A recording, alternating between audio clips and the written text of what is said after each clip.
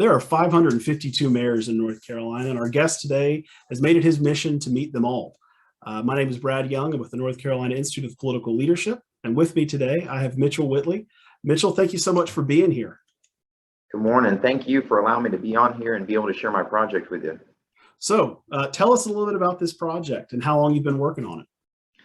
Well, I started back in September of 2021 and have met 76 mayors across the state so far. And you may think, well, that's quite a long bit of time. Why is it such a small amount of mayors? And the reason behind that is because I work full time for a nonprofit here in Raleigh, and I love my job. And so this mayor's project is a personal one. It's one that I came up with myself, of wanting to be civically engaged and be able to learn about what's happening in our state from our local leaders. And so I've been only doing it on the weekends, meeting with mayors, and you can about fit in maybe at the most 7 to 8 on a full weekend. But most of the time it's around 6 probably that I'm able to get in. But since it's only on the weekends, that makes it a little bit tougher to get a whole bunch at a time. But 76 since September, I like to think, is pretty good, since only doing it on the weekends.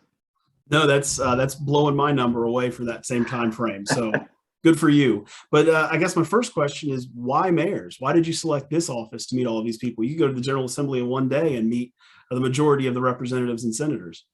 Yeah, well, I can tell you, when I first graduated from college in May of this past year, I started interning at the General Assembly here in Raleigh, and then got hired part-time. And one of my goals there was, I really wanted to take the time to meet every single senator, because I was on the Senate side.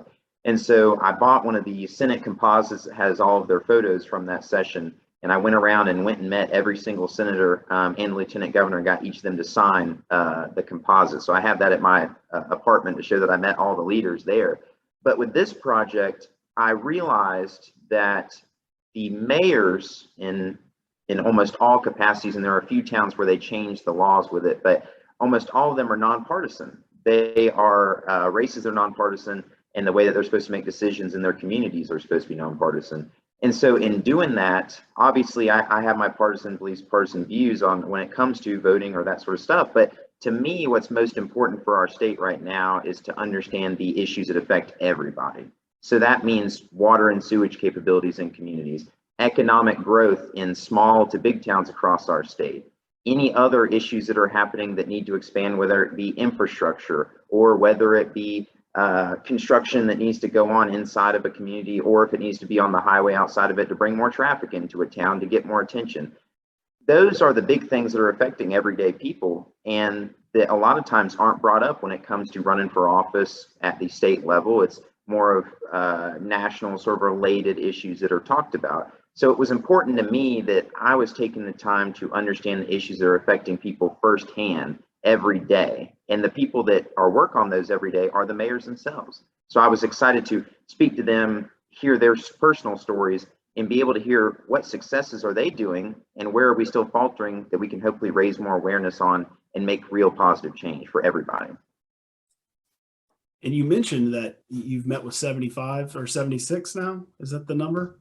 76 mayors, yeah. 76 mayors. All the way from some on the coast at Kitty Hawk and Kill Devil Hills, all the way out as far as Morganton, Montreat, out in the mountains. So this weekend I'll be going to Bryson City, Tryon, Rutherfordton, and a couple others. So I try to fit ones close by when I can, so that way I'm not having to go all the way from Asheville to all the way to Raleigh in the same day for mayors. So smart, especially with gas prices the way they are now. Absolutely. So you've had the time to interview and talk with these mayors. What are the kind of questions that you're asking, and what have you learned so far? Absolutely. Well, there are 5 main questions that I ask every mayor, because I want to kind of keep it similar to all of them. I want to be able to them to share the same things that every other mayor would, and be able to give them the opportunity to speak as long or as little as they'd like to. So one of the questions that I start off with is if they'd be willing to sort of share their life story of where they've come from, where they were born, and then how they ended up being in the mayor's seat. And I find that to be important, because understanding our mayors' backstories gives a great insight as to why they make the decisions that they do, why they support the things that they do in their community, or why they are the way that they are in their community to this day. There are mayors who are born and raised in North Carolina, have never left their hometown, have spent all their time there. And there are other mayors who are from out of state that have moved here. One, it was from West Virginia, then moved to Ohio, worked in a steel mill, then moved to North Carolina, where his wife was from, in their town that they live in now. So that's the main question that I asked at the beginning. Then I sort of dive into, well, it's easy for everyday people to sort of allow others to stand up and be the political leaders in their communities. So what is it that inspires them to be a leader for positive change in their hometown or in the town that they live in? And I feel like that's an important question, because understanding what inspires our local leaders gives just a great story as to why it can inspire others to do the same. I mean, being civically engaged is very important, not just in North Carolina, but nationally. And that really gives a great background to others to look at and say, you know what, I kind of am in the same boat. I feel the same way about these issues that mayor did. I kind of want to run for office as well and get just more people politically engaged.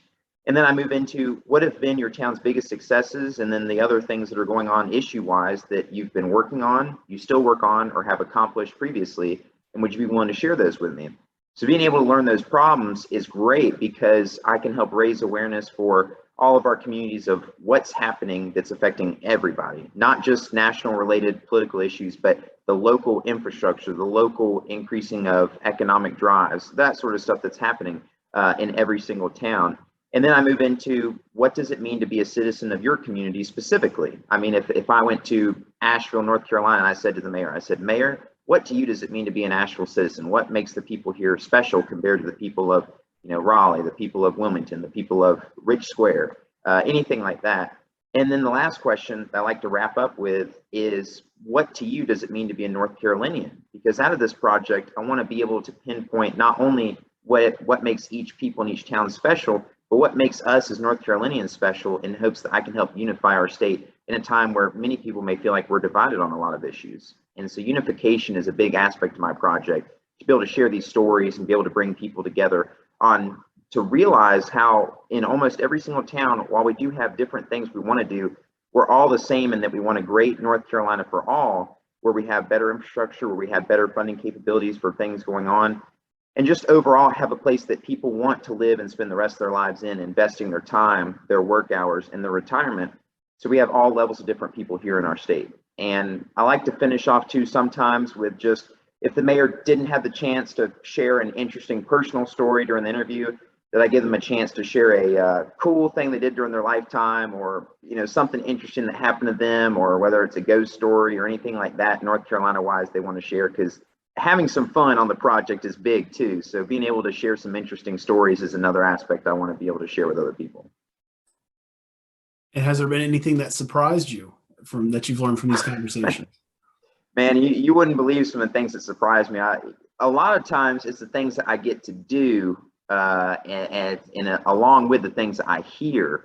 One of the most interesting things that I got to do was in the town of Atkinson, North Carolina. I think it's about 25 miles northwest of Wilmington. It's close to Burgaw. The mayor of Atkinson, Elton Newkirk, is one of the greatest men that I have ever met. He is so kind, he's caring, he is passionate about his family first and foremost, and he's passionate about the people in his community. He spent his whole life there in Atkinson. Well, when my father likes to travel with me because he likes to travel the state, and so he comes with me on most of the mayor's trips. Mayor Newkirk kept mentioning, as we were touring his little community with him, that he needed somebody to drive him in the Christmas parade for their town. And I said, well, Mayor, why don't me and my dad do it? Or excuse me, my dad and I do it. We'd love to drive you in the parade and be able to help you out. And he said, you know what? That's a great idea. So we pull up to his house and he opens up his garage and he drives out, and he's got a 1970 Buick Electra 225. My dad said they used to be called a deuce and a quarter, is what they used to call them back in the day. And so my dad and I drove the mayor and his wife in their Christmas parade in Atkinson. And the wife and the mayor sat on the back seat part, while my dad and I are up front driving and just waving to the crowd. And it meant a lot to me to see people so happy to have people who hadn't want to come to their town before. I mean, in these really small communities, most of the time people are surprised to see somebody want to come visit them. And so it meant a lot to me to be able to express to people and wave and cheer people on, tell them Merry Christmas or Happy Holidays, because it, to me, is important that every NC city, big or small, should truly matter to us all. That's my mantra with this project. And so it means a lot when I can make a difference in that sense. So that was an interesting thing. Another interesting thing was learning in the town of Garysburg, North Carolina, there's a train buried underground. A steam locomotive is buried underground, and that's a whole interesting story. But that, and then hearing different ghost stories from mayors from their communities, as well as getting to meet a gentleman who's a friend of a mayor who flew on Air Force One for 3 different presidents, and he has, I tell you, he has the world's largest collection, I'm telling you, of movie props, of signed celebrity memorabilia. He has over 500,000 pieces of memorabilia. I mean, he has like a album signed by Kurt Cobain. He has a guitar signed by the Eagles. He has a guitar signed by all the Beatles. He has a beer can from the Leonard Skinner plane crash that he has. Yeah, I mean, meeting people like that is just a whole nother aspect of the story, because they're local people who are excited to share about their community and share their personal things. And when mayors are able to share those stories or physically take me to people's homes to introduce me to them and help share their personal stories of citizens in their town, is really something I love to do and I'm so passionate about. So to answer your question shortly, I have seen so many different incredible things and heard so many incredible stories I'm so excited to share in a book that I hope to publish once this project is over. Well, between now and when you publish that book eventually, how do people follow along and track your progress? Yeah, well, soon my website will be up, hoping within the end of this week or into next week. But I started a GoFundMe page where it's not necessarily, the main aspect is not necessarily to raise money, while it is about raising money, but the main thing is to just be able to share what the project is about, and to be able to have that right now as my main voice and outlet for people to be able to read it, understand it, and know that there is somebody out there who's just wanting to travel the state, listen to local people's stories, hear what things are going on, and be able to spread the word to make a positive difference for every North Carolinian, to help unify our state, to bring people together in a time where many may feel like we're not coming together. We may feel divided. So having this GoFundMe page is important because it does help raise money for gas money or lodging if I need to, but it also too just helps spread the word of my project. But you're also welcome to follow me on my Instagram page, which is just at Mitchell_Mayors, or my Twitter page, which is just at Mitchell's Mayors as well. And so I've got a new logo that's up that one of my greatest friends, she helped me design it. And I'm very grateful for her for doing that. And like I said, though, a website is coming up soon where I'll be able to have an interactive map that people can go and see where I've been and where I'm going, as well as be able to highlight each mayor that I've met, the picture I've taken with them, and sort of just a little bit of special history pieces that I may want to throw in there as well, so people can take a look and know that someone traveled to even the tiniest of towns in North Carolina, because each and every one of them matter to us.